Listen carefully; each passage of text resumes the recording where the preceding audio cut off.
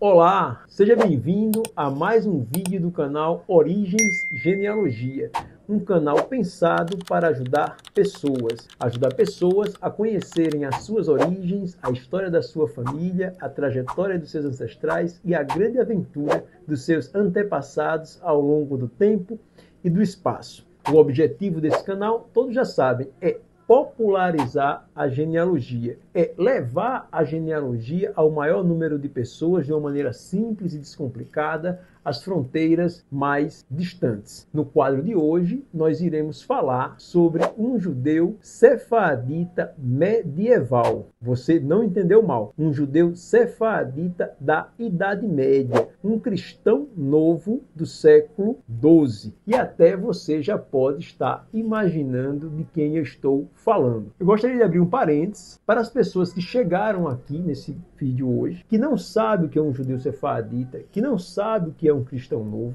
né? Aqui no canto da tela vai aparecer um card que vai te conduzir a um vídeo chamado Judeus Sefarditas e 40 sobrenomes reveladores, aonde você irá aprender de maneira simples e descomplicada quem eram os judeus sefarditas, o que era um cristão novo, quem eram esses personagens na história, correto? Então, voltando à nossa pauta, eu irei falar sobre ele mesmo. É sobre quem você está pensando. Rui Capão, né? Irei falar sobre Rui Capão, sobrenomes que levam até ele, linhagens bem documentadas e seus descendentes diversos. Vocês vão ficar de boca aberta quando vocês virem a diversidade dos descendentes de Rui Capão, né? Rui Capão, ele nasce na Idade Média, né? Na Baixa Idade Média, né? Uma época dos cavaleiros, dos castelos, das armaduras, das espadas, dos escudos, né? É uma época dos contos de fadas, as histórias de vampiros. Porém, o Rui Capão, ele é muito mais do que real, né? O Rui Capão, ele é uma espécie de Adão, né, da Península Ibérica, que deixa uma larguíssima descendência pelo mundo inteiro, inclusive na América. Para quem não me conhece, para quem chegou aqui de paraquedas, deixa eu me apresentar. Para quem nunca esbarrou comigo na rua, nunca esbarrou comigo na internet, não me segue no @origens_genealogia no Instagram, me segue lá, conhece meu trabalho lá. Meu nome é Tiago Torres, eu sou historiador e genealogista, doutor pela Universidade Federal do Paraná e pós-doutor pela Universidade Federal do Rio Grande do Norte. Trago comigo larga experiência no campo da pesquisa e da escrita da história da família. Então, vamos lá. Rui Capão. Rui Capão, ele nasce na Sicília, na ilha da Sicília, hoje Itália. O Rui Capão nasce por volta do ano de 1109, né? Cresce, se desenvolve e transfere-se para a Península Ibérica. Especificamente, ele vai desenvolver uma carreira pública ali pelo reino de Castela, né? Ele é muito próximo da princesa Blanca,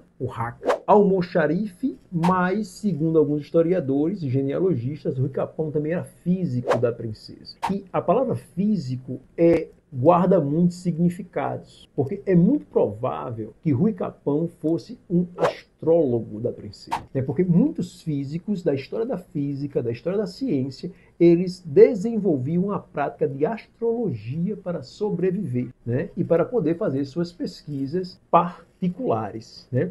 E não é gratuitamente, né, que Rui Capão, né, que também era almoxarife, né, ele também tinha um cargo na corte, se transfere para Portugal na comitiva da princesa, né, Blanca ou Raca, né, e nas bodas, no casamento com o rei Afonso, em Portugal, ele é convidado a se converter ao cristianismo. Essa conversão não é gratuita, né? Rui Capão, posteriormente, é agraciado com um título de cavaleiro, torna-se um nobre português, né? Por volta de 1167, ele estabelece casamento com Sancha Ruiz, né? Ou Sancha Rodrigues, essa é uma variação do nome Rodrigues, né? E desse matrimônio, aí sim, nós teremos a Maria Ruiz ou Maria Rodrigues Capão, né, que é fruto desse casamento. Essa mulher, né, essa filha do Rui Capão, vai estabelecer um casamento de muita qualidade, né, em Castela, e há genealogistas que digam que ela é uma grande matriarca da nobreza espanhola, né? Rui Capão também deixa muitos descendentes, né, no território espanhol, né? Cumprindo a sua trajetória, Rui Capão morre em Portugal por volta de 1180, né? Apesar de viver numa época onde os padrões de higiene eram completamente diferentes, os padrões alimentícios eram completamente diferentes, onde não existia banheiros, saneamento básico e absolutamente nada disso, Rui Capão consegue ter uma longa vida, né? Então, isso é as informações que nós temos sobre esse judeu sefardita, esse cristão novo que está alocado em camadas profundas do tempo. Você tem uma ideia? Hoje, na atualidade, né, quem tem Rui Capão, que muitos brasileiros, né, têm Rui Capão na sua árvore genealógica, ele está na 30ª geração, na 31ª geração, na 32ª, às vezes na 28ª, 29ª, mas ele está alocado em camadas profundas do tempo, correto? Dito isso, eu vou falar aqui sobre sobrenomes que levam a Rui Capão. Esses sobrenomes que eu vou apresentar aqui são sobrenomes estratégicos, né, que são resultado das minhas experimentações, resultado das minhas pesquisas, resultado das minhas análises de árvores genealógicas, mas muitos, centenas de nomes levam a Rui Capão. Eu acho que nós podemos cunhar a seguinte frase: todos os sobrenomes levam a Rui Capão, né, como todos os caminhos levam para Roma.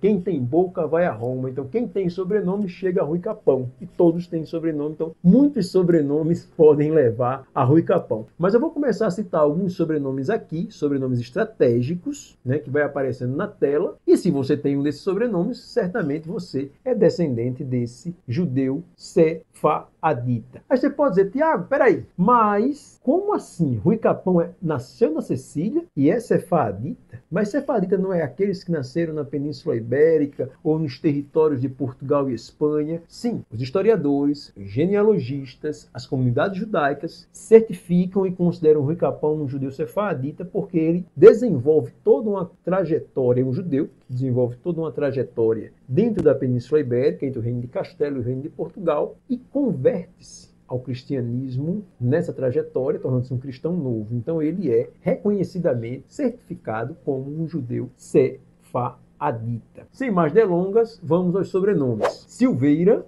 Lemos, Carneiro, Pereira, Brito, Leão, Berg, Andrade, Pequeno, Cunha, Taveira, Pacheco, Bezerra, Drummond, Albuquerque, Gomes, Ferreira, Pinto, Carvalho e Paz. Então, esses são sobrenomes estratégicos. Agora eu vou falar aqui sobre linhagens. Tiago, o que são as linhagens? De maneira simples e descomplicada. As linhagens são ramos da sua árvore genealógica, paterna ou materna, ou galhos da sua árvore genealógica. E essas linhagens, elas são compostas por sobrenomes que se repetem muitas vezes por 3, 4, 5 gerações, né? E aí se conecta a uma outra família, onde o sobrenome se repete por 2, 3, 4, 5 gerações, aí se conecta a outra família até chegar lá na Idade Média, correto? Então vamos lá para a primeira linhagem, muito bem documentada. Se você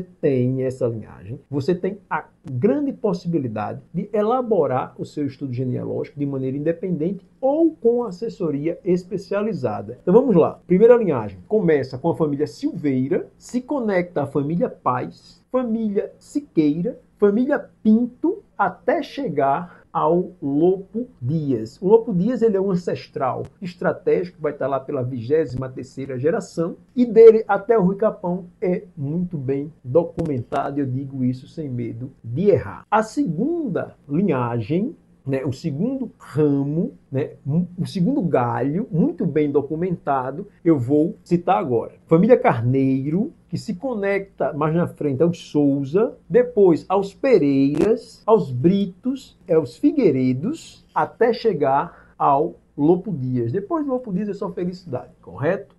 Terceira linhagem é bem clássica, um tanto pernambucana, né? Família Lemos, né? Conecta-se aos Barros, depois família Albuquerque, que vai chegar até o Jerônimo de Albuquerque, né? Que é chamado também de Adão do Pernambuco, né? O Adão da Massapê, né? Amassapê não, é o Adão de Pernambuco. Tal como o Rui Capão é o Adão lá da Península Ibérica. Então chegou a Jerônimo de Albuquerque, que também está muito próximo ali da Brits, Mendes, Góes e Vasconcelos. Normalmente o descendente da Brits também é descendente do Rui Capão. E do Jerônimo de Albuquerque até o Rui Capão você vai ter uma linha normalmente bem documentada, correto? Agora, a última parte do nosso vídeo, eu quero falar sobre a diversidade desses descendentes do Rui Capão, né? Rui Capão tem descendentes fidalgos, né?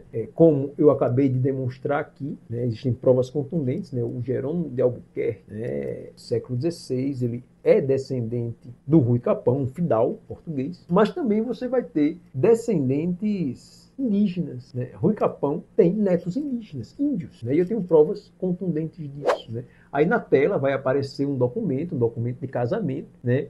De duas pessoas, um homem e uma mulher, obviamente, que são filhos naturais, ou melhor, filhos de relacionamento ilegítimos, não reconhecidos pela igreja, e eles são pardos. É um documento do século XIX e, normalmente, a expressão parda ela foi utilizada pelo Império do Brasil para apagar, invisibilizar as comunidades indígenas, correto?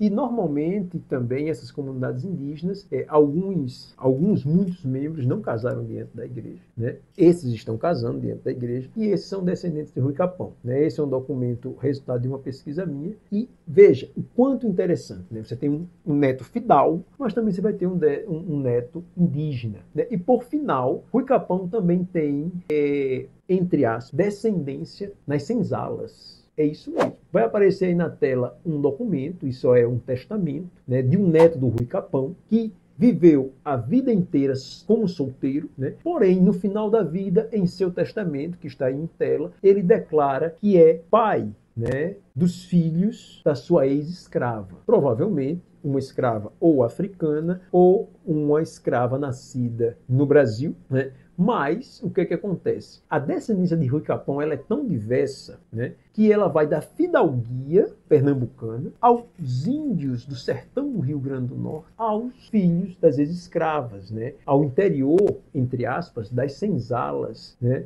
do Império do Brasil, né?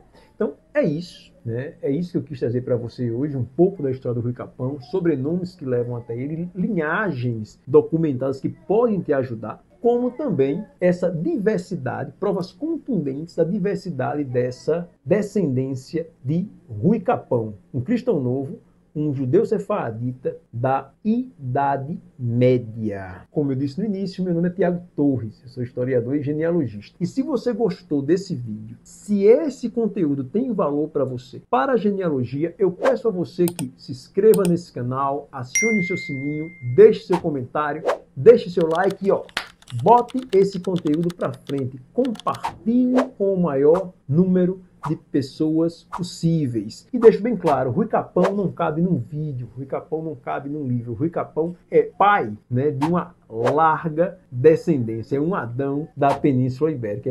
É isso, muitíssimo obrigado e até a próxima.